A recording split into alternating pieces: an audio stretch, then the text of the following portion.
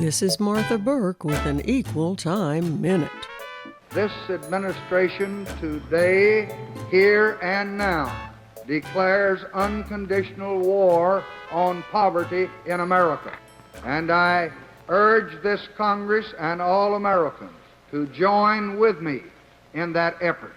It will not be a short or easy struggle, but we shall not rest until that war is won. The richest nation on earth can afford to win it.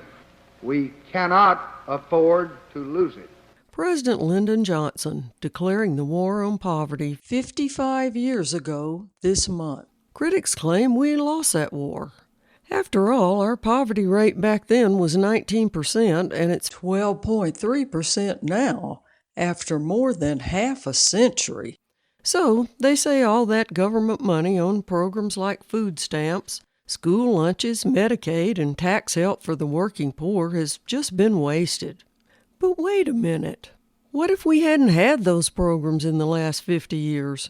According to experts, poverty would be a whopping 31%.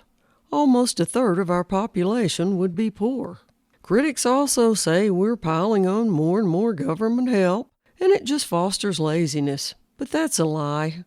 The truth is that as a country, we're getting stingier, not more generous with the poor, who, by the way, are mostly women and kids. For workers at the bottom, we're keeping the minimum wage so low, they're guaranteed to live in poverty. What's more, the difference between the very rich and the rest of us is growing astronomically.